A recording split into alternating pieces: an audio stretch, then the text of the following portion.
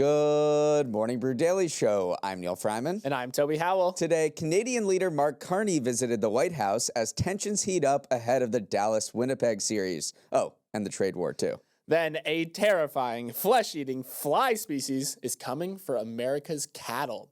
It's Wednesday, May 7th. Let's ride.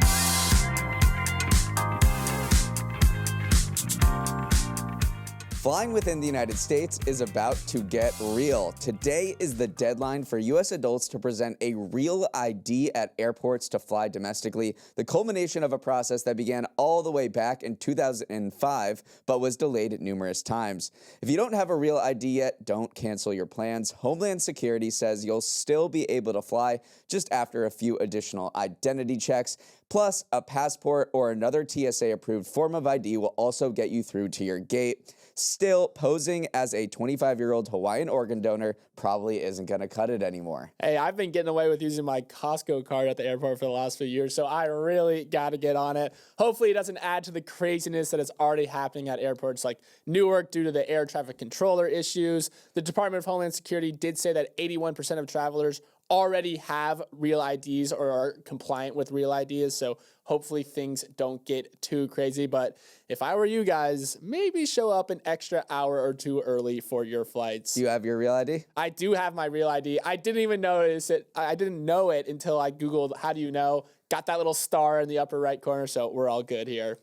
And now a word from our sponsor, Planet Oat. Neal, you know how sometimes the best part of the day is the smallest thing? Totally. For instance, yesterday, I found a $100 bill on the sidewalk on the way to work. It's the small things. Exactly. Tiny wins. Wait, you found $100? I found a penny. Anyways, for me lately, it's been Planet Oat in my morning coffee. It's such a small swap, but it really changes everything. Makes your cup richer, creamier, smoother. Speaking of richer, did I mention I found $100? You did. But did I mention Planet Oat is not just for coffee? It also hits in cereal, smoothies, even straight from the glass. It's like the utility player of your fridge. Unsweetened, has 0 grams of sugar, and still tastes like it's cheating. And barista lovers, legit cafe level, tastes like $100. Okay, you are definitely buying lunch today. Get your hands on the oat milk that has it all. Visit planetoat.com for more.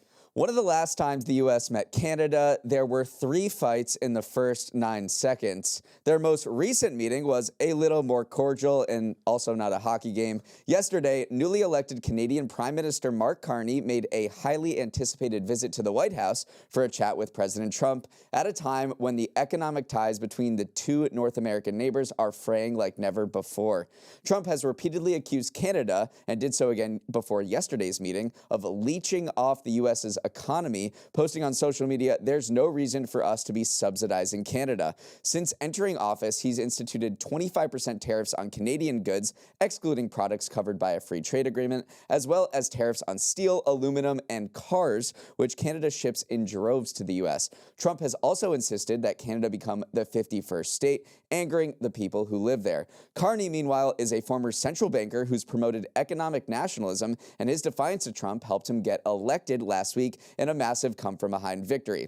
So awkward might be a good word to describe the lead up to their meeting yesterday, but in the end, it was far from a Zelensky-level blow-up and pretty much chummy, with Trump saying he respected Carney and Carney calling Trump a transformational president. However, making Canada the 51st state did come up, and Carney replied to a reporter, "It's not for sale. It won't be for sale ever." Trump quipped, "Never say never." Okay, Toby, we had this big meeting. Things seemed to go okay, but still, no progress on a trade deal was made. And with these heavy tariffs on the books, the Canadian and U.S. economies are increasingly splintering in profound ways. Yeah, despite this relatively chummy meeting, you are right that the U.S. and Canada are not jumping back into business or into bed with each other to do business, because think about business owners. They want things like stability.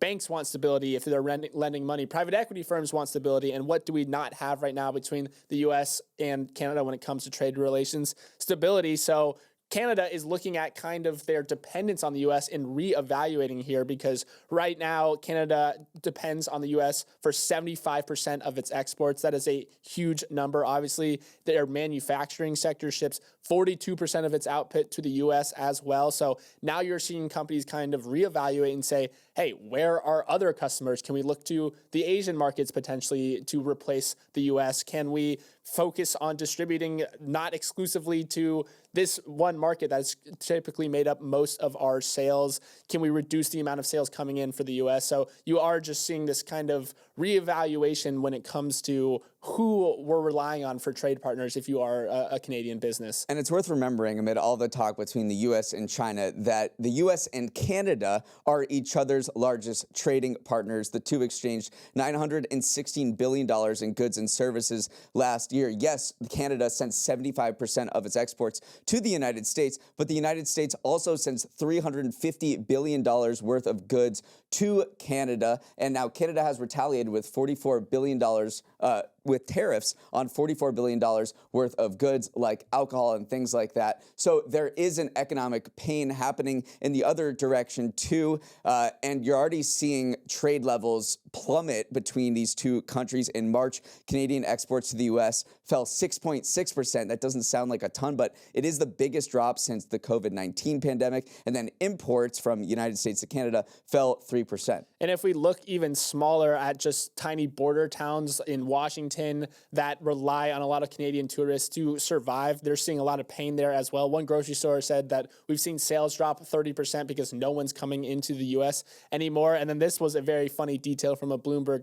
report. There is a rubber duck museum that used to be located in the U.S. And again, most of its customers came from Canada, but they relocated over the border because they could dodge some of the tariffs on Chinese goods because a lot of the rubber ducks were sourced from China. So again, that's a very small scale example, but it just shows you how this decoupling is affected everyone from very large businesses to, rubber duck museums. The travel industry really has been the poster child of this economic fraying.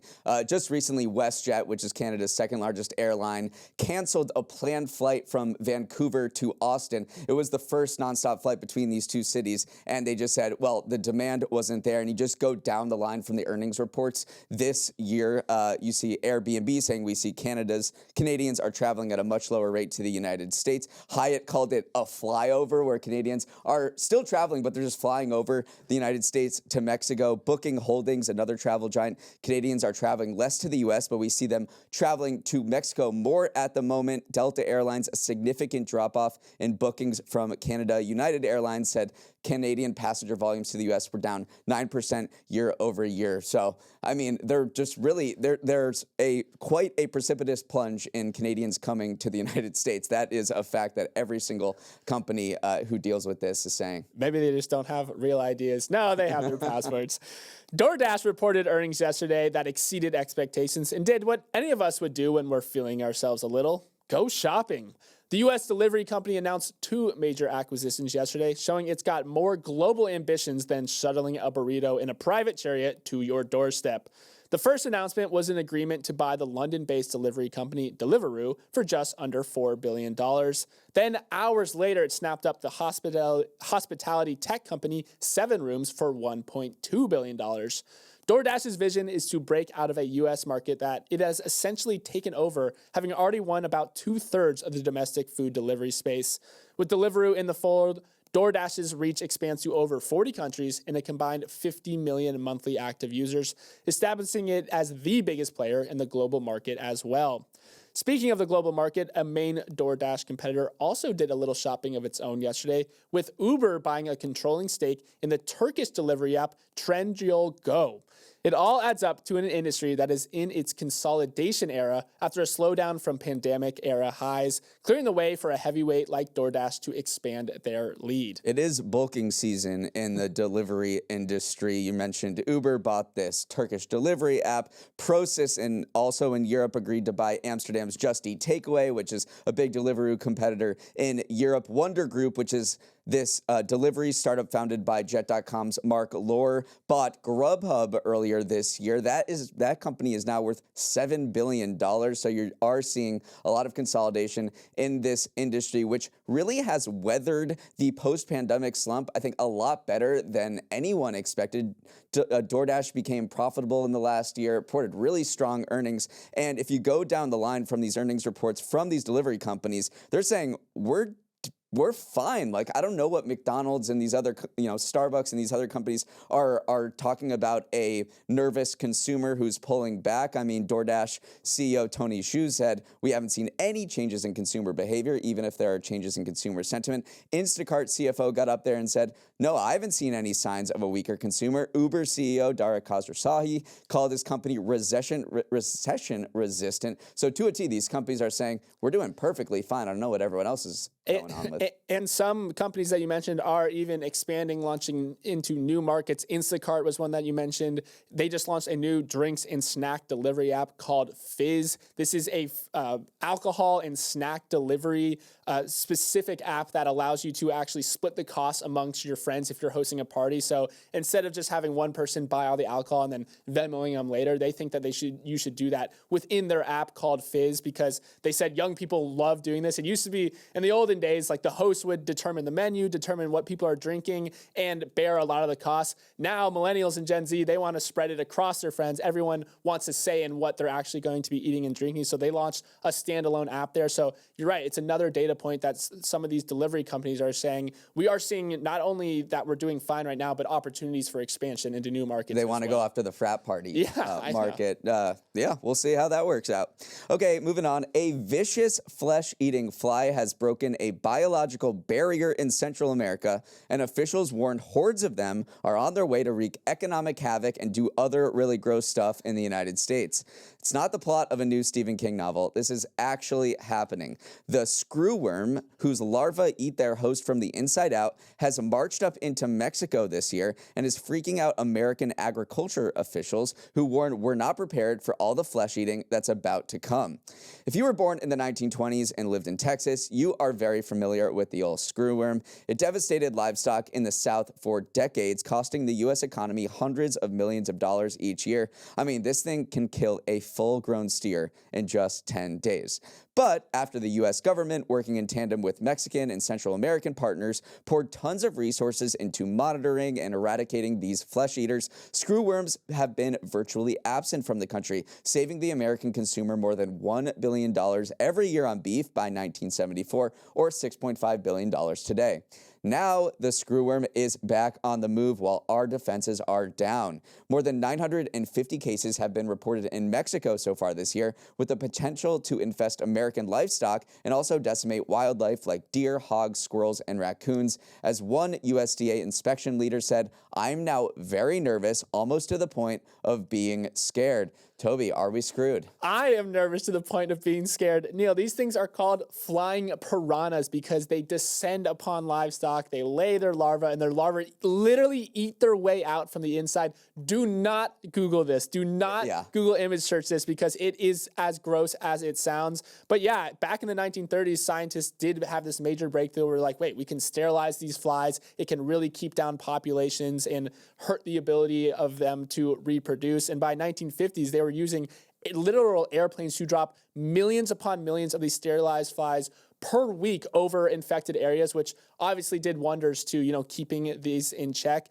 And we actually did set up a factory to produce these things alongside the Panama government in the narrowest part of Central America. That's been the most fascinating thing, is that these flies cannot travel over water. So we literally went to the narrowest landmass we could find, set up a production factory that can pump out millions upon millions of these sterilized screwworms every single week, and use that to kind of control outbreaks as they happen. But as with most things in life, as you get further and further away from that initial fear, which was decimating the cattle industry, all those years ago, people kind of forgot about it. A lot of veterinarians don't even know how to identify screwworms anymore, which is why it's creeping back into like the lexicon and into the agricultural industry. We just forgot that it was a problem because these sterilization efforts were so successful. But yeah, I am with the USDA official. I am a little bit nervous myself. Right, they've broken through for a number of reasons. Their staffing has been a lot less, inspecting of the cattle crossing the border. And then when you talk about sterile fly production, they produce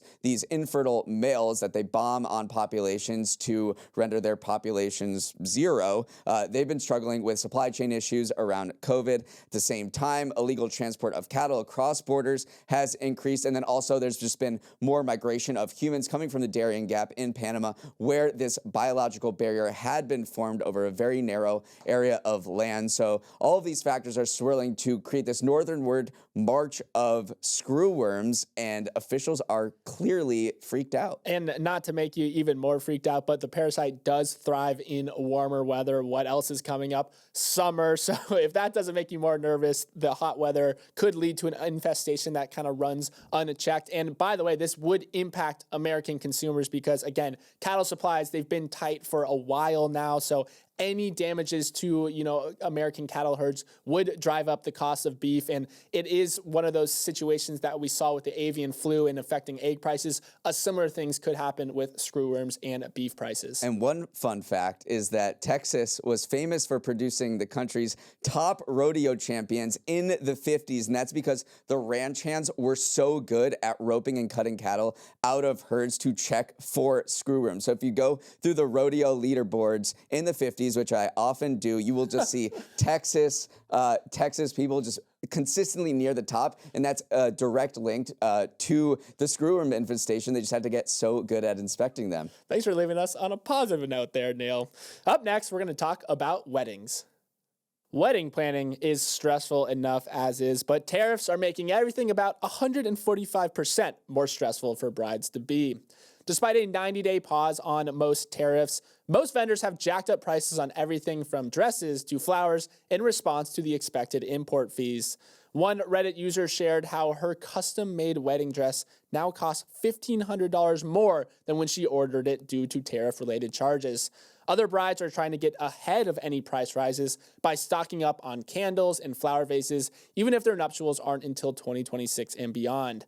Weddings really are ground zero for price hikes. Not only are they running families on average $33,000 according to The Knot, but also most of what makes a wedding feel like a wedding comes from foreign countries.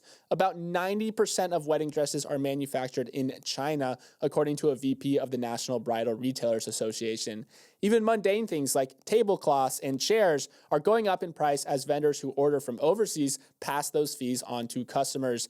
Neal, getting hitched, is it expensive, and getting even more so. I know, and you're starting to see these couples start to do things like trade down because when you're doing a wedding, like, it's so expensive. You are going to pinch pennies at every step along the way. So if something's going up in price, say flowers, you are probably going to get cheaper flowers. So you hear stories of couples getting flowers from like Trader Joe's or Costco, and some are warning that weddings will go back to what was known as the millennial garbage of 2014, when you saw mason jars, milk crates, and spray painted wine bottles with twine everywhere at weddings. So you are seeing these tariffs really impact the wedding industry, which relies on a constellation of small businesses to supply things for your big day. Yeah, some other ways that brides and grooms are pinching pennies is instead of French or Italian wines, you go to American wines. Instead of, using roses, you opt for carnations instead. Professional videographers,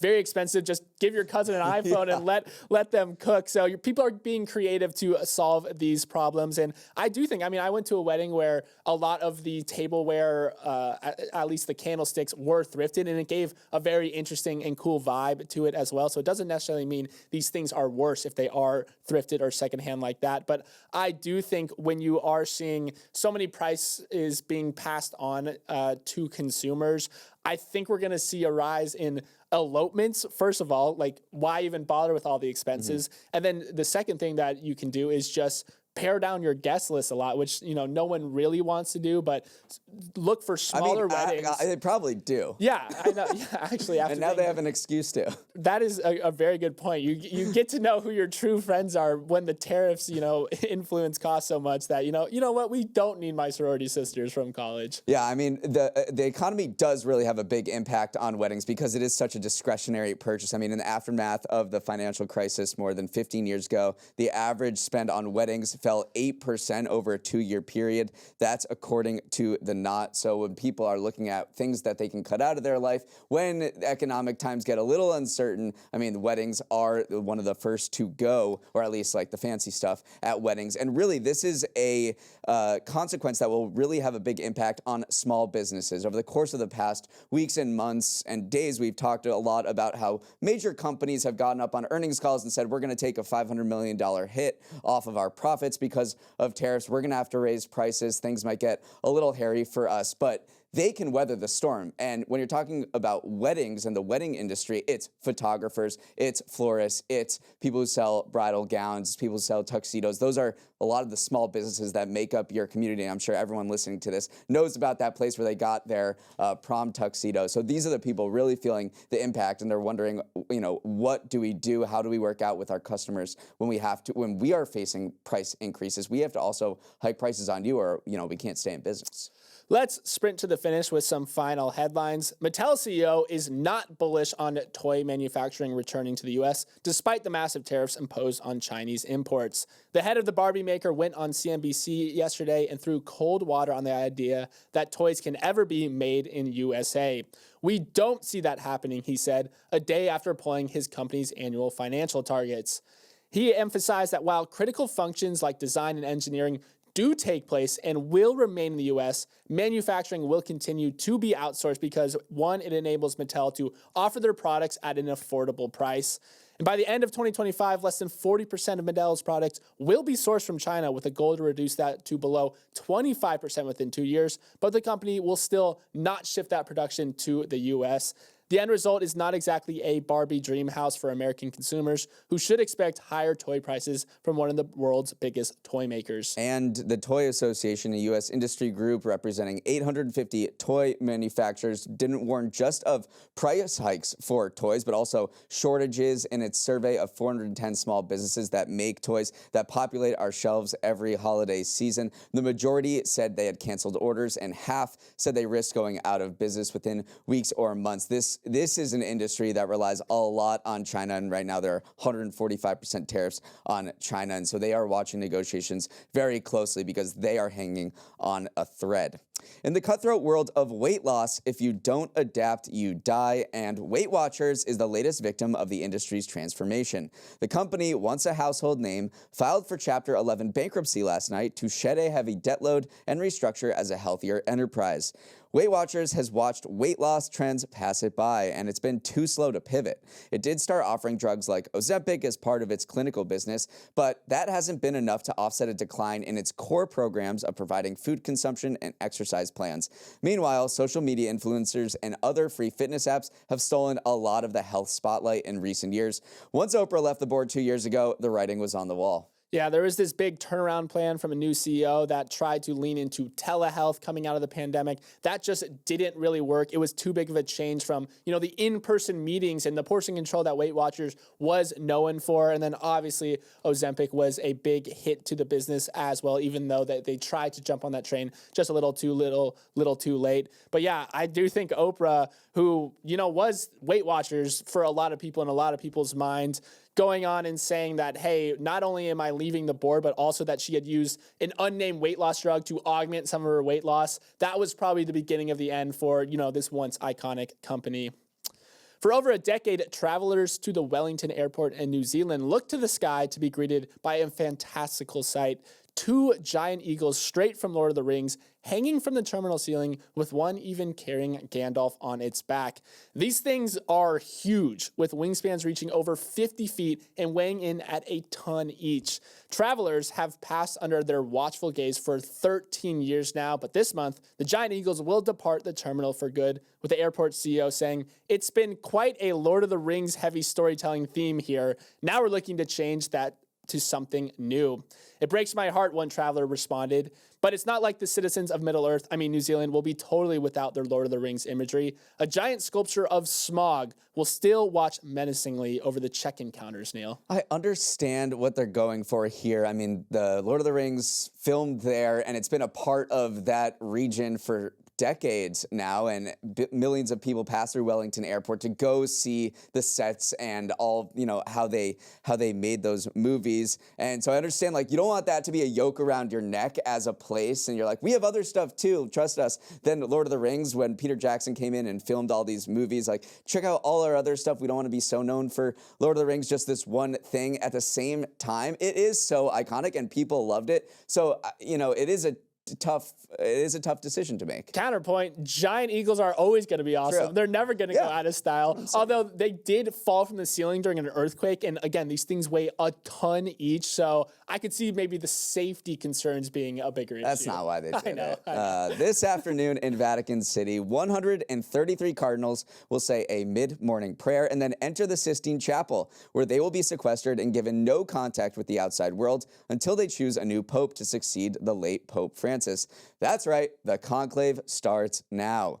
This ancient, ultra-secretive process to select a new leader for the world's 1.4 billion Catholics will be undertaken by the most geographically diverse group of cardinals ever, hailing from 71 different countries, including 24 from countries that have never even produced one cardinal, such as Myanmar and East Timor. So all bets are off. The cardinals will remain in the Sistine Chapel until one cardinal secures 2/3 of the votes from his peers. It could be tomorrow, it could be next week, we just don't know. One very interesting detail that Politico Europe reported is that cardinals have been watching Conclave, the movie, for guidance on how to actually carry out a conclave in real life. That's because the vast majority of the cardinals were actually appointed by Pope Francis, so they haven't been really around long enough to know how this whole process works. So that is just fascinating that just like us, they too were sitting down and watching Conclave.